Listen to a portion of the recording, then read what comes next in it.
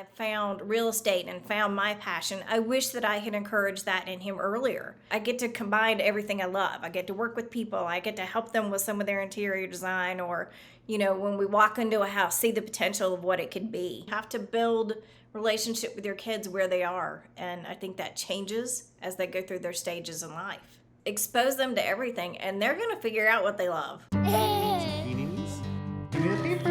Nice. I love you, Texas. Hey guys, I'm Young, a full-time dad and a full-time professional with the goal to become the best parent possible. The Girl Dad Show is my journey interviewing fellow working parents aspiring to be both good at work and parenting. I'm going to do this by gathering and sharing unfiltered perspectives from my guests. So join me as I research parenthood one interview at a time.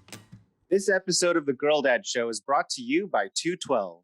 Among the many things that I do, I'm also an angel investor.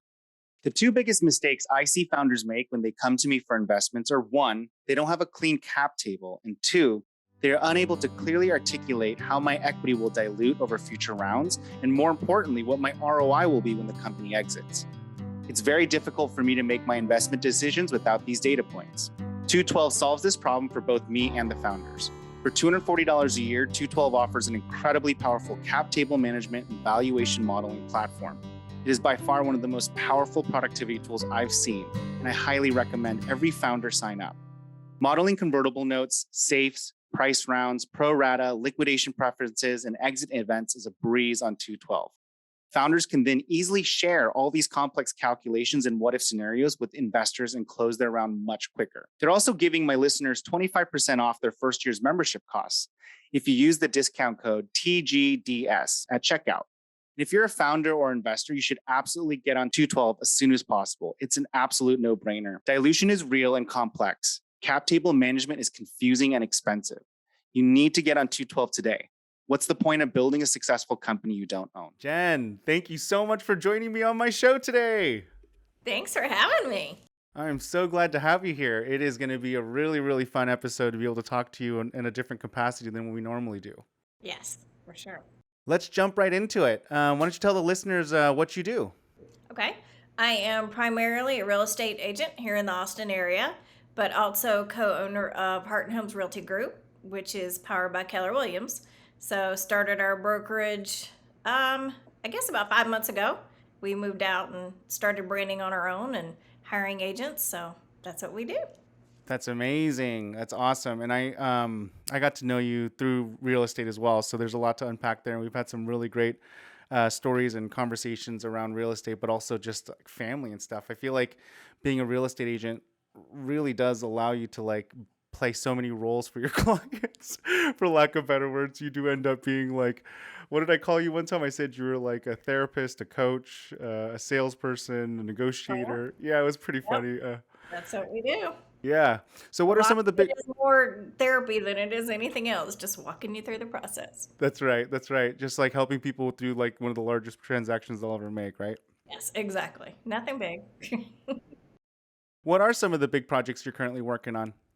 Big projects currently working on. Oh, goodness. Got some new builds going on. We finally have some inventory in Austin. So really excited to see the market here stabilizing a bit. We're still having some multiple offers in the lower price points, but it's really starting to slow down, which we're kind of glad about. Be able to take a breath, and buyers that haven't had a chance are now getting homes. So it's a good thing. Yeah, it is a good thing, and it's a good thing for me too. I mean, I definitely am looking to buy some more homes, so I'm excited about it slowing down a little bit because it was really chaotic to be trying to learn how to do real estate investing the last couple of months here. It's been kind of nuts. Crazy market we've had, yes. Yeah, yeah. And it's got to be really fun for you kind of building a business during this crazy time in real estate in Austin specifically. I'm assuming it's got to have been just maniacal. It is. It's very challenging, and you won't find many agents that have actually liked the climate that we've had lately. I mean, sellers are loving it, but you just can't get your buyers any homes. So it's been really difficult, and I'm glad to see it slow down. Now we can start focusing on hiring more agents, getting more processes in place, things like that, which is our next big challenge. Nice, very cool. And then what about your your kids. How many do you have, and who are they, and how old are they, and who are they? We have three. My husband has two from a prior marriage, and I have one. We have a boy and a girl that are both 24 years old, graduated high school the same year. And Nice. then we have our oldest one who is 27. They are all kind of out of the nest or getting ready to be out of the nest, which is kind of exciting and scary at the same time. What do you mean? Um, my son's 24. He's the last one that's been here. He's been in school, so he stayed at home. Mm-hmm. He's now graduated, gotten himself a really great job, and is co-purchasing a condo because I couldn't, being a real estate agent, let him rent. So he's going to co-purchase a condo with us co-signing, and it's going to be good. Big moves Got for him. it. So you're gonna buy you're gonna buy a condo with them. Yeah, I mean, he's going to be working at the Domain here in Austin, which is, retail shopping, lots of trendy Oh restaurants, yeah. clubs, and he couldn't find anything to rent for as cheap as we could buy him a condo. So why not buy something, gain some equity, and keep, building our empire? Absolutely. I'm totally in with that. And as you know, we've spent a lot of time over the last few months, this year actually, specifically getting to know each other just because of my desire to become a real estate investor and trying to learn that ropes. And, you've been teaching me a lot about the mechanics of it, but I completely agree with you. But I do have to qualify. Did you just say that the rent is too hard to find? And so it's actually cheaper to buy than it is to rent? Is that what you just said? Or did I hear you wrong? It is actually in that area, it is cheaper to buy than it is to rent. Right. Wow. Yeah. Wow. What a time to be in real estate, right? That is Yeah. like crazy. But I believe it. It makes sense. It totally Yeah. makes sense because like the barrier to entry is just high enough where it actually then further exacerbates the rent, right? Where like Does. there's not enough availability that it increases the rent. Yeah, Right. that's Yeah. so crazy. That's a price point right now that, you've got younger buyers looking at one bedroom condos and they just don't have the credit scores or they don't have the down payment. So they have to rent, which, ends up costing them more in the long run. And that's what I kind of want to avoid for Matt. Let's gain some equity while he pays rent to us. Oh, nice. So you're gonna charge them rent though. That's great. I love it. He's going to pay the mortgage. Yeah, Yeah, yeah. absolutely. We're going to help co-sign on it and then he's going to take it and Because my next question was going to be, what about the other kids? Are you going to help them with their? But it sounds like he's paying his we mortgage. So have. Believe me, we have. And the good thing is I've been working with Matt since he was a teenager to make sure his credit's where it's need to be. He doesn't have much credit, but what he has is great. hmm And so, yeah, absolutely. If we can get our other kids to that point, absolutely would help them as well. nice. That's awesome. And did you grow up with that kind of background and mentality, or is that something that you learned along the way? Like, where I did that come from? definitely, for me, learned that along the way. I was the kid that was, got a checkbook and, oh, I have a check. I can write a check. Doesn't mean I have money in the bank, but I could write a check. So Yeah, it's definitely been a yeah. process for me to learn, over the years, the credit scores and, what all that can do for you, and especially helping buyers and sellers now. It's huge. Have you always been in real estate, or did you dabble in other things growing up? I have not. I started out after college as a social worker, worked in a nursing home, skilled nursing home for decades as a social worker, and then opened up my own interior design business. And then got uprooted here to Texas. So started the real estate thing. Yeah, that's awesome. It's kind of very, very timely that you moved to Austin during this time, and then you picked up the real estate thing. And so, because I feel like even among the fast and rapid growth of real estate all over the country and probably all over the world, I feel like Austin is like extra special right now. I just feel like it's like the epicenter of all of it, right? Like it's just It like is. crazy here. Yeah. Because I've been here long enough to know that this was not the market when I moved here. hmm When I started real estate here, you could make an offer underneath asking hmm and you could negotiate repairs. You could do everything that a typical buyer would be able to do. And that changed with COVID. That's when everything kicked off. COVID started. There was a lull of 3 to 4 weeks where nobody pretty much did anything. Everything was really quiet, and they were talking about shutting builders down and just a kind of a scary time. And then things just exploded, and it just now has started to slow down. So you're saying like just at the COVID time the change has sparked. So you're talking about less than 2 years that all Absolutely. this Not craziness. this way before COVID started. Mm-mm. Wow, what a Nope. time to be in real estate. Yeah. And then there's people like me just exacerbating the problem because I'm just like trying to buy more. I want more. I want more real estate. I love it. And so, what do you think about what do you think about this? Like, what's driving you to do this? I mean, I'm like really curious as you like start to think about like you just said building your empire and Hmm. kind of like figuring out how to do this for your kids. What does that look like for you? It's when I started real estate, I never would have imagined that I would be, co-owner of a brokerage, and it's happened very quickly. Hmm. But my partner and I also started out very, very heavy and very, very hard hitting. We were those agents that during class, when I was taking class at my first brokerage and only had my license for 3 weeks, I was negotiating the sale of a $650,000 house. That's how quickly I started, and my momentum has not stopped since. So I think, that has allowed me to get to the point where I am, whereas now my business is a lot of referral based.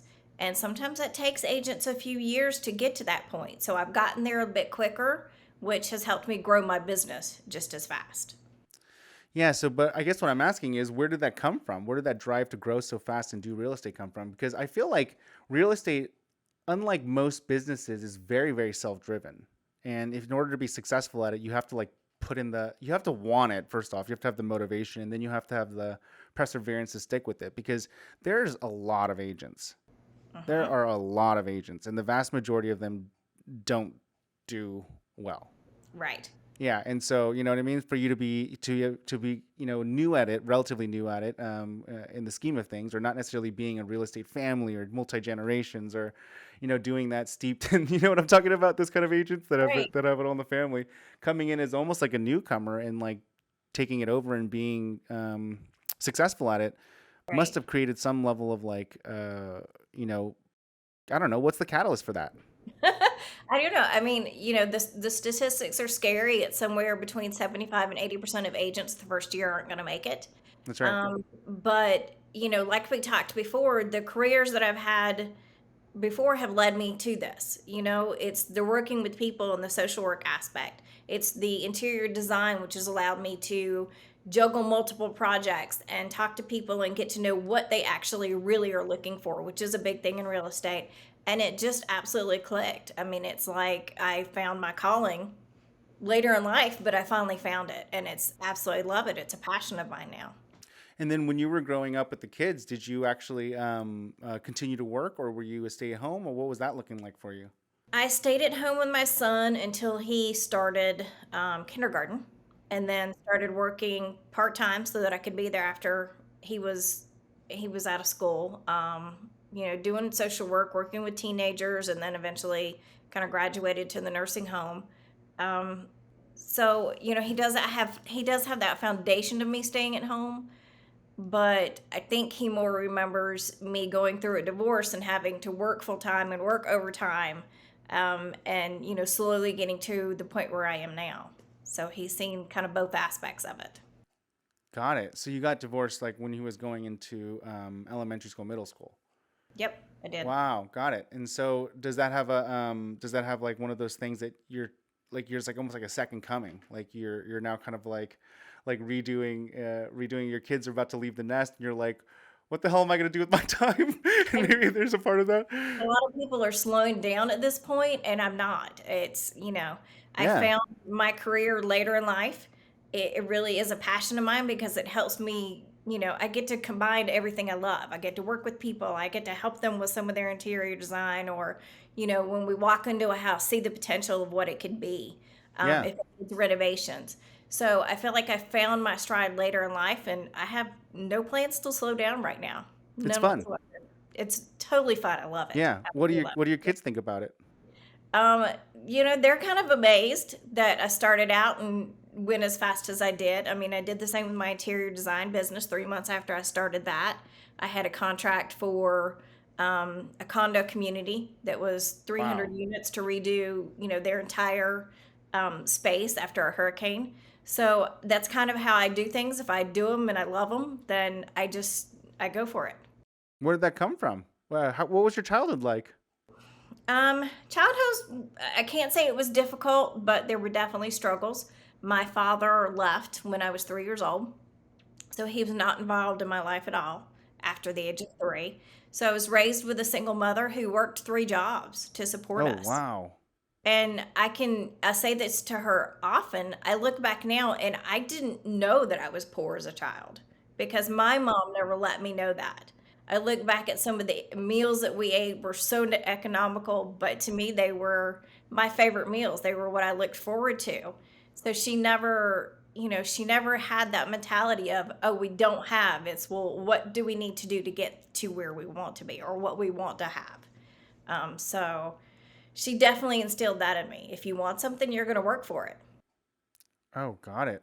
And so then were you able to like carry that on, obviously in your business here, but how about with your kids? Are you doing that to them as well, or? Um, we're trying, and they're getting on path now. I think several of them have found their loves and their careers later on. My son always kind of wanted to do culinary, but went to school for in a robotics and technical high school, so was kind of stuck in between which one he wanted to do. He had actually started 4-year college before we moved here, and then put that on hold when we moved here. And then, a business he was working at closed, and we said, you know what, let's do school. Let's go back to culinary. Let's do what you actually love.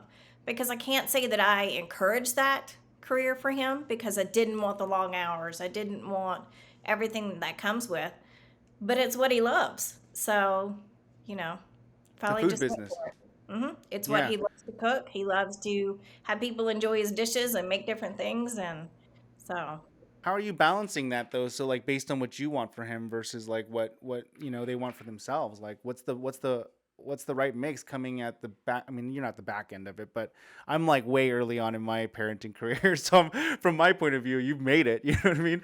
And so, coming on that, adult side of it, like what do you think was the right balance? Do you have any regrets or any things that you think you did well on when it I comes do. to? I wish that I encouraged him to do what he wanted to do earlier because I feel like in some ways I wanted him to go to in a tech field. I wanted him, to make all this money and be so successful, creating games and things like that, which is coding and everything that he was into. But it was not his passion. Yeah. And, especially now that I've found real estate and found my passion, I wish that I had encouraged that in him earlier because I think he'd probably be farther along. But hindsight 2020, he's now doing exactly what he loves and doing great at it. So, That's awesome. That's really, really interesting. I struggle with this quite a bit with my girls, right? Because I know I've talked to you about it, but I probably haven't elaborated to the extreme of how bad I want my girls to be musicians, which is probably antithesis to what most parents want their kids to be. And Amy absolutely does not want them to be musicians because she's worried about them being successful musicians, and she just connotates like fame and music with like drugs and like just like all the things that go like and so it's really funny because she's like, so I mean, obviously we're going to want them to be successful, and so if they're successful musicians, aren't they going to be prone to doing drugs? And that's literally where her mind goes. And I'm like, well, okay. yeah, I guess it's one way of thinking about it. Yeah, so that's kind of where I want my kids to go. But I always struggle with like just how to like guide them towards that and make that part of their life, and make sure that I'm also not being commandeering of who they are, because to your point, I think it's so valuable to really like just spur their interest in things and help them figure out what they're passionate about and what they Right. click with, much more Right. than like structuring them to be, hey, this is going to be economically the most um, Exactly. solvable or efficient for you, right? Right. uh, yeah, and I think that that's one of the big things that I think most parents are focused on is like, hey, safety and security first, right? And so that's why we push our kids to be doing things that we think are going to be more beneficial for them. But Right. I love that advice coming from the back end of it as they start to leave the nest. You wish you would have done that more. That's really interesting. The only thing I could say is just expose them to everything as much as you possibly can. Get them in, piano classes, but dance classes or, computer classes. Expose them to everything and they're going to figure out what they love, Yeah. despite mom wanting them not to be a musician and dad not, or dad wanting them to, they're gonna find what they love. Yeah, It's inevitable. that's right. Eventually, that's I still whisper in their ears when they're sleeping, be a musician at least 20 times every night. But yes, absolutely everything you just said too. Do they enjoy real estate through just osmosis, or has that had any impact on them? Your kind of like second career here, or your second run at, business? no, not really. None of them have really expressed too much of an interest. One of them in passing, but not sure that's ever gonna come through. But I'm here to support them if that's what they want.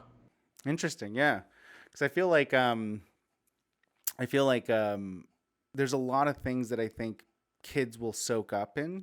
They'll like basically either take nurture or nature, but and then within that they'll either like try to emulate or they'll do the exact opposite of. Have you noticed that?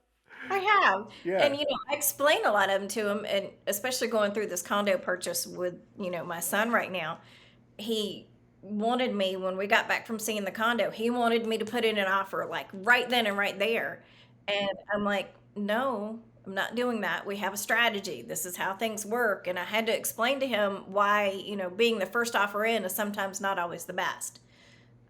So he's definitely absorbing that, and I think I am instilling in him, even if you don't go into real estate is a great place to invest. So let's make sure that's in our future. Yeah, I love that. And I think that that's really clever too. I mean, if you can figure out ways to get them to diversify into real estate, I mean, that's one thing that I really want my kids to have, whether they're interested in it or not. I think the concept of like diversifying your income is super, super Right. critical. And as I've gotten, and you've seen me evolve this year probably more than anybody actually I know, to be quite honest with you, which is really funny because we met through buying my house here, moving to Texas, but Well, inevitably you ended up being like this catalyst and cohort in my total transformation this year, and kind of like the way I perceive life and money, and I've just like like it's just one of those things where I'm like, my kids are gonna grow up with diversified assets, and they're gonna have real estate as part of it. It's just one of those things that they have to have. right. And I wish I had known this, and I don't know. It's like not one of those negotiable things where I'm going to talk to them about it. It's just like, no, you're going to know this, and you're going to have it, and you're going to learn how to manage it and just keep it. Because I wish I had known this like 20 years ago. I feel like I'd be in a completely different situation than I am now, right? And not to say that money solves everything, but it sure damn helps a lot, doesn't it? Oh, yeah, that's for sure. Yeah. And I know, like, my husband is, well, we flipped a house a couple months ago, turned around and sold it and made money on it. And, he thought, okay, we're done with real estate for a while. We're not going to do any more. We're looking at different areas of real estate. And I'm like, Yeah, nope, we're buying a condo. And he's like, what do you mean we're buying a condo? You yeah, know? And so to sit down and explain to him the whole rent versus buy, what we're going to get from it, is a yeah. huge thing for him, just to help him understand why are we doing this and why are we doing it this way. Whereas me being the real estate professional, I'm like, yep, we're buying a condo. I'm writing a contract. We're going to see him. We're doing, everything we need to do. And so sometimes I think we have to slow down and bring our spouses into our sphere and make them understand what we're doing.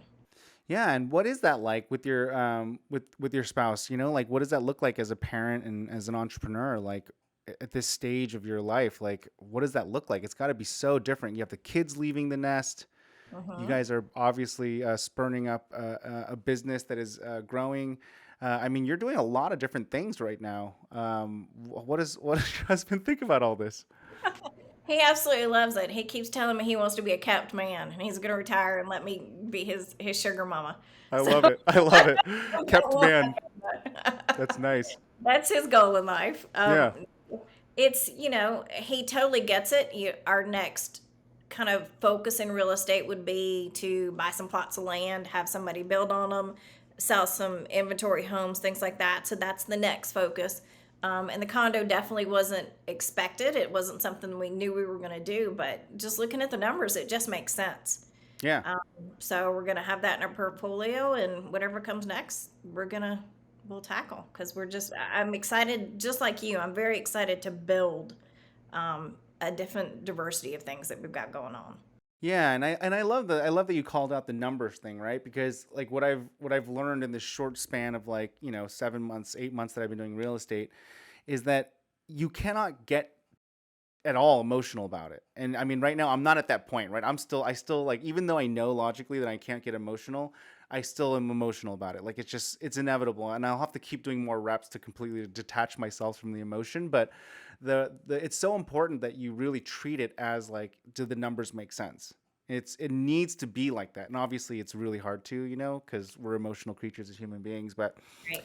what's really fascinating about that concept of like, does it actually make sense, goes again back to being a parent. And it's like, if you know that that's the reality and that's what's going to drive success in this area, wouldn't you also parlay that into your parenting? But also, like, doesn't that also mean that when you are parenting your kids, do you want them to know these kind of concepts of like, hey, this is like hard numbers, you don't want to mess with it even though it's an emotional thing? Like, it's just like a really really interesting thing to think about that I've been muscling with as I try to learn how to detach my emotions. I'm a very emotional person. I'm Uh-huh. very outspoken and I love people and all those things. And so trying to like separate the two things has been really, really hard for me in many, many areas. Does that make sense to you, or am I conflating this? No, absolutely. I mean, it's been a journey, even just, I keep talking about this condo, but it's been a real journey for this one because, my son initially started looking at apartments around where he was going to be, his new job is going to be. And, you know, just going, oh my gosh, look at the rent of these. Okay. And then sitting down and doing the numbers. And he showed me the numbers, which is kind of what sparked me to say, well, let's look at what's around there. Let's look at real estate and see what we Yeah. can do. Because even if we pay the same amount of rent that we are on the mortgage, which it's not, it's going to be less, but even if we pay the same amount, that's our house, that's our equity, that's, Yeah. a part of our portfolio that we're building. So it's just a matter of educating. This is what this can do, and this is what this can help us with our future. Yeah. That's awesome. Very, very cool. And then, so what does it parenting look like for you now that you have these adult children? Like, what does that even mean? Does that mean you're done? Like, what does that mean? No, Like, do you still you're parent never them? done. You're No, never you're never done. Okay. done because they will always come home, and that's funny. We were talking about with my son moving out now, what are we going to do with his room? And I just couldn't grasp the fact that I can redo it as a guest room now because he's going to be really gone. I Yeah. mean, it's bittersweet because you love having him around, but on the other hand, you do want him to stand up and fly in their own 2 feet. And our other two have been independent for much longer than my son has. So it's just going to be an adjustment, a huge adjustment. And he knows it's hard on his mom, so he's going to be coming home often.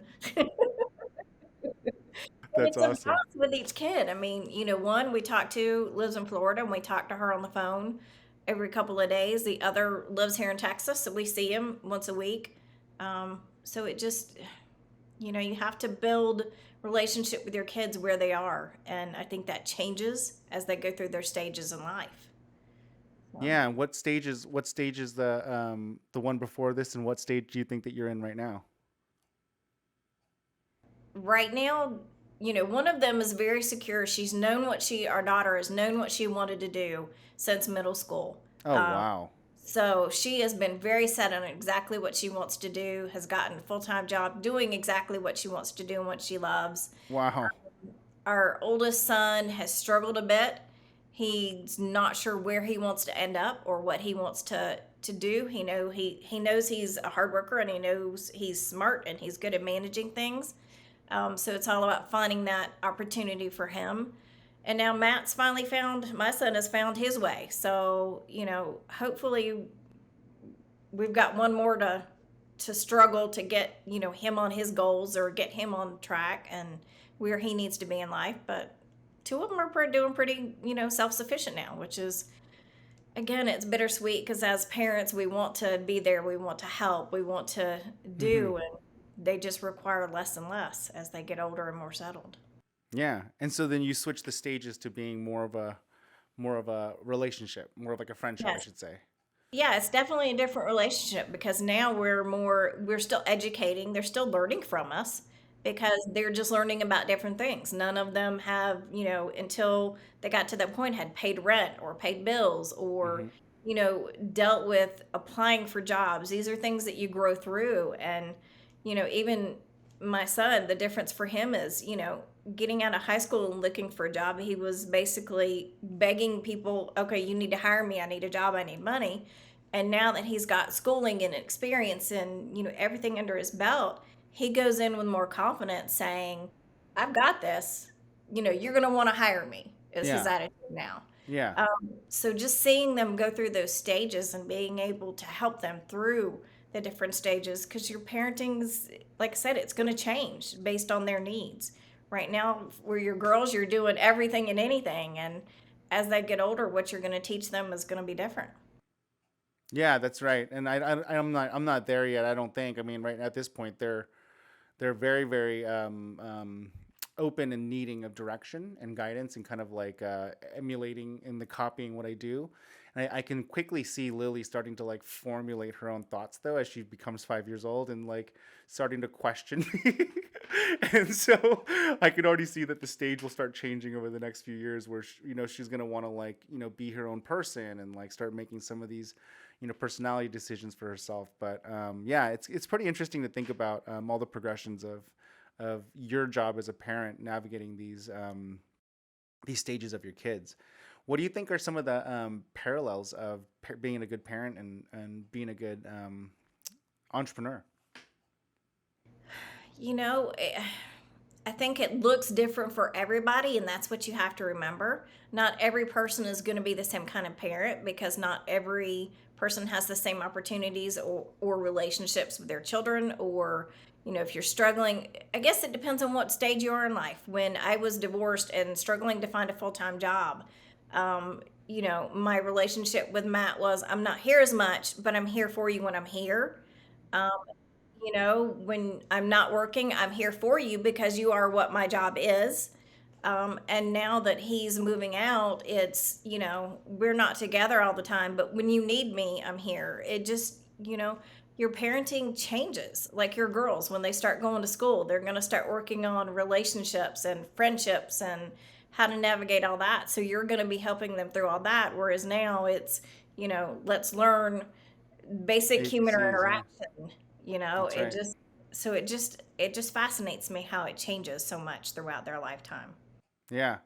No, it really is really exciting thing to talk about. And I think that it's really interesting when I think about it like with me building my consulting business and like me being a parent, I feel like there's so many things that you can cross over, as it relates to success, right? When you're in business at a macro level, but it's really hard to like transfer some of the mechanical things because of that reason, because the kid is growing so fast, and like within a blink of the eye, they're like doing the next thing or they're out of those clothes and like wanting to hang out with the neighbors' kids versus you and like there's all these things that keep changing so rapidly. But at a business level, like I feel like there are things though that are very, very simple, like cross over really well. And I definitely want to make sure my kids learn those concepts, about like determination and motivation and drive and persistence and creation really like right like having the audacity and the fearlessness to actually create something and build something it's really hard to like figure that out, and that's one of the biggest thing I'm struggling with right now is like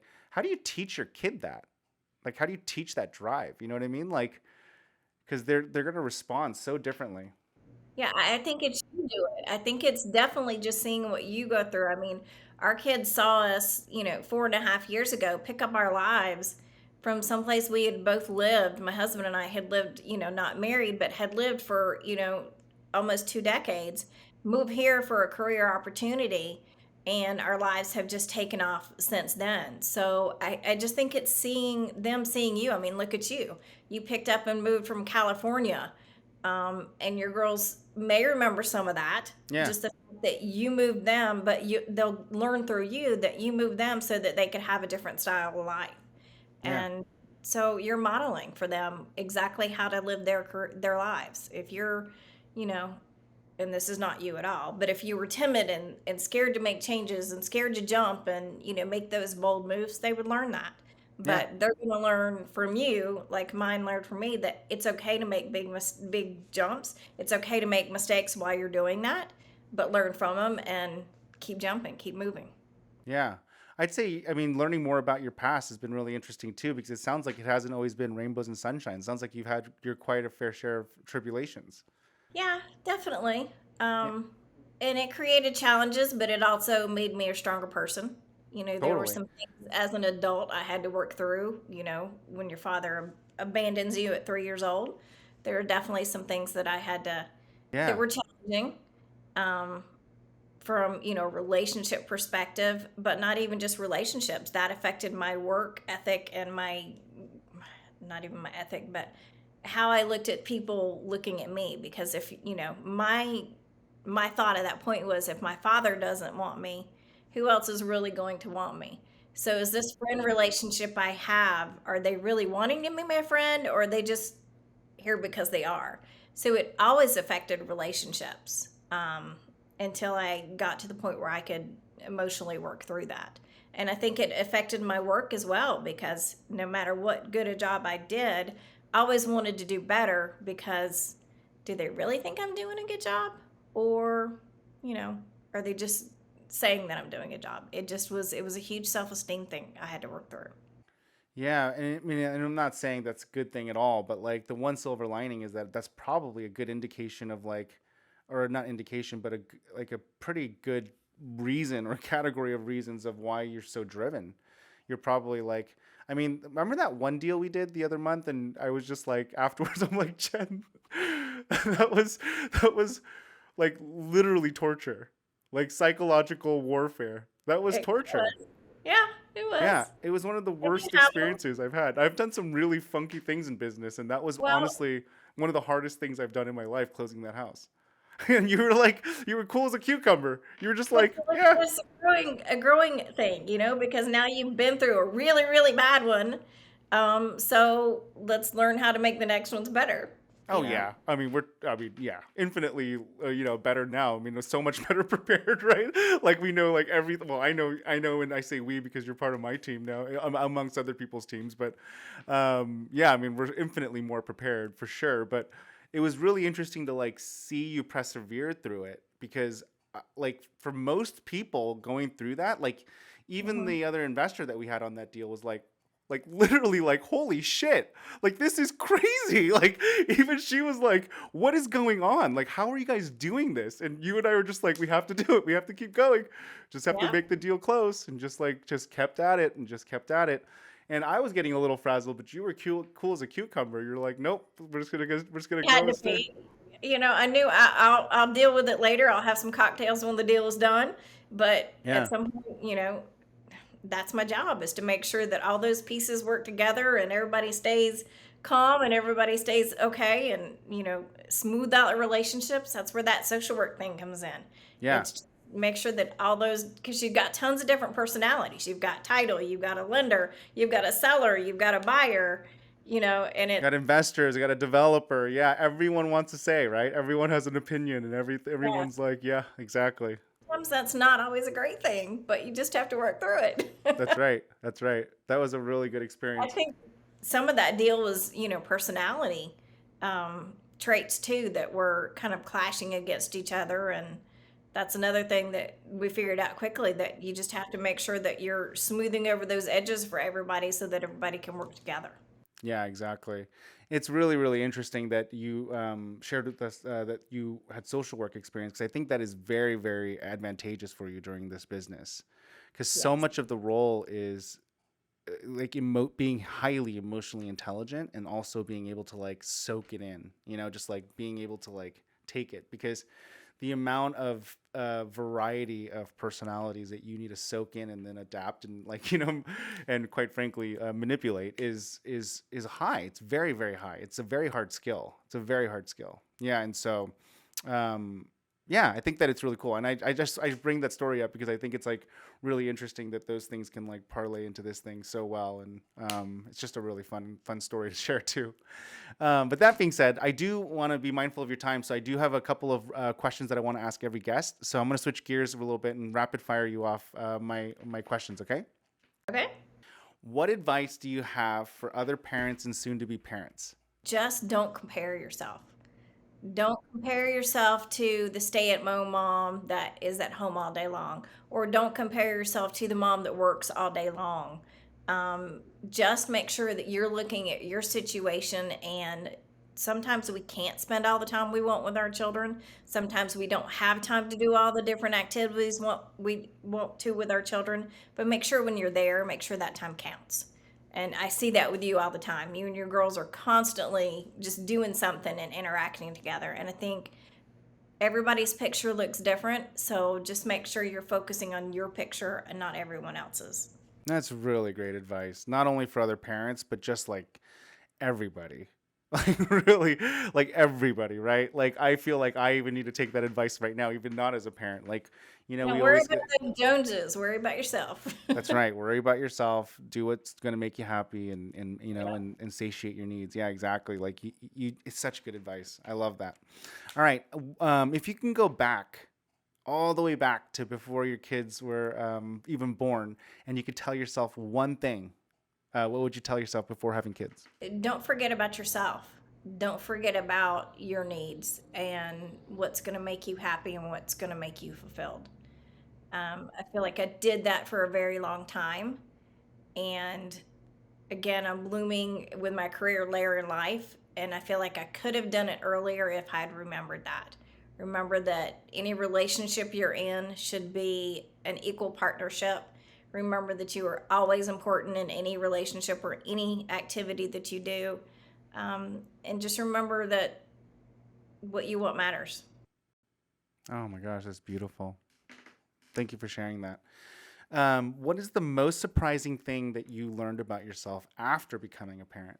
I always thought the ideal picture for me, I grew up in the South, so that traditional mom's at home, dad's working, that kind of thing. So for me, it was learning again to look at your relationship as its own entity because I did stay home with my son for the first 5-6 years of his life, but then had to shift to a different reality of what it was. And for me, learning that yes, I can be a great mom and I can be a successful mom and I can not spend 24 hours a day with my child, but still be a good mom and still have a good relationship with my son and raise him to be a good human, which is what we all strive for.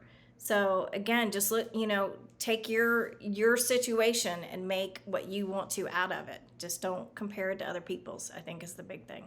I love it. Awesome. And then, what is your all-time favorite business book? Probably Gary Keller's How to Become a Millionaire. Hmm. I love it. I've never read it, but it sounds very direct. I could assume what the book's about He based is on the he title. is the owner of our brokerage, and just the way he has gone about things and the tips and tricks that he gives you. And again, it's for me, it's more the bolstering of the self-esteem and the processes to use. His books just speak to the heart of a real estate agent, to get you through the tough situations, because there are days where we just want to beat our heads against the wall, like the deal we went through together. Yeah. But on the other hand, when you get through that, the sense of accomplishment we had when that actually closed, and so for him, the big thing you learn from him is how to get through that and how to get to the other side. So that's a huge one for me. Awesome. That's a great one. I've never even heard of it, so I'll definitely have to pick that one up. As I try to become, more and more educated and savvy in real estate, I definitely want to keep learning the books that other agents are reading. So, Never stop um, learning. Yep. okay, so this one is a new one that I've added. What does Jen do when she's not being an awesome parent and an awesome entrepreneur? What are you doing with your time? What do you do for fun, and what's your hobby? Okay. I'm a huge reader, and the majority of my reading is nothing that's going to make me learn. It is let me read a science fiction or a true crime that's just going to take me away from the world for a little while. Um, I'm a reality TV junkie. I know that's who I am. Yeah. Um, the other part of me, and now that business has slowed down a little bit, I'm getting back into is the interior decorating for me. Designing a space and carrying it out is it's absolutely soul soothing to me. It's just Yeah. a huge love of my life. So that's what I'm focusing on now. So it depends on, if I have 5 minutes, if I have an hour, what I'll tackle, but I always Yeah. have a book with me. Yeah, exactly. And I think you're already doing it in your office. Your backdrop looks beautiful. I love it. Yeah. Yeah. So definitely it's definitely adapting and growing every time I talk to you. Yes. Very cool. Well, Jenn, thank you so much for taking the time to talk to me about parenting and your work. I really, really appreciate you spending the time with me. Thanks for having me. I appreciate it. Yeah, this was fun. It was fun. I'll see you on another real estate tour, okay? Yes, okay. Thanks for tuning in to another episode of The Girl Dad Show. We really hope you enjoyed that interview, and as always, please take a moment to review, rate, and subscribe. We'll see you next time.